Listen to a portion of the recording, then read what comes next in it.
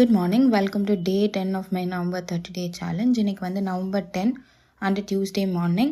So morning சீக்கிரமாக எழுந்திரிச்சேன். சீக்கிரமாக எழுந்திரிச்சாலும் லேட்டாக எழுந்திரிச்சாலும் கரெக்டாக டைமுக்கு தான் கிளம்புவேன். அதே மாதிரி டைமுக்கு தான் கிளம்பி பஸ் ஏறியாச்சு.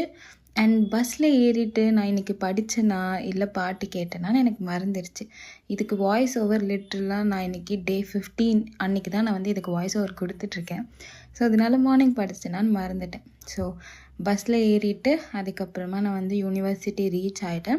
யூனிவர்சிட்டி ரீச் ஆனதுக்கப்புறமா எனக்கு ஃபர்ஸ்ட் 2 லெக்சர்ஸ் இருக்கும். ஸோ அந்த 2 லெக்சர்ஸ் முடிச்சுட்டு மோஸ்ட்லி வழக்கமாக மெஸ்ஸில் தான் சாப்பிடுவோம். இன்றைக்கி வந்து இல்லை நம்ம கேன்டீன் போய் சாப்பிட்லாம் அப்படின்னு சொல்லி பிளான் மாற்றிட்டு கேன்டீன் போயிட்டோம். ஸோ கேன்டீன் போயிட்டு நாங்கள் வந்து ஃபஸ்ட்டு சாப்பிட்டுட்டோம். நான் அதை வீடியோ எடுக்கலை. அதுக்கப்புறமா என்ன ஆச்சுன்னா நாங்கள் பில் பண்ணும்போது எங்கள் ஃப்ரெண்டு எக்ஸ்ட்ரா 100 ரூபாய் சேர்த்து ஜிபே பண்ணிட்டான். அவர் சொன்ன ரேட்டை வந்து அவர் 160 சொன்னால் இவர் 260 அனுப்பிட்டா. ஸோ அந்த 100 ரூபா வந்து திருப்பிலாம் தர முடியாது. அதுக்கு பதிலாக நீங்கள் கம்பன்சேஷன் ஏதாவது வாங்கிக்கணும் அப்படின்னு சொன்னாங்க.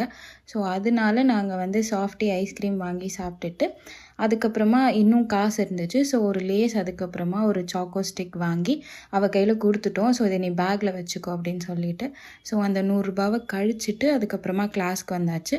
கிளாஸ்க்கு வந்துட்டு 3 பீரியட் அட்டன் பண்ணிவிட்டு அண்ட் தென் நான் பஸ்க்கு வந்துட்டேன். பஸ்ஸில் வந்ததும் என்னோடய பஸ் ஃப்ரெண்ட் ஒருத்தங்க வந்து ப்ரௌனி செஞ்சுட்டு வந்தாங்க.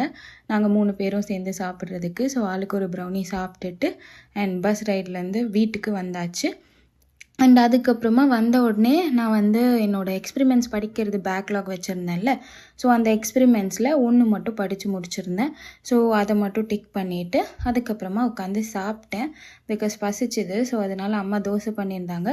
சாப்பிட்டு முடிச்சுட்டு மறுபடியும் படிக்கலான்னு சாப்பிட்டு முடிச்சுட்டு இப்போ உட்காந்து எக்கானமி படித்தேன். ஸோ எக்கானமி ரொம்ப நேரம்லாம் படிக்கல, கொஞ்சம் நேரம் தான் படித்தேன்.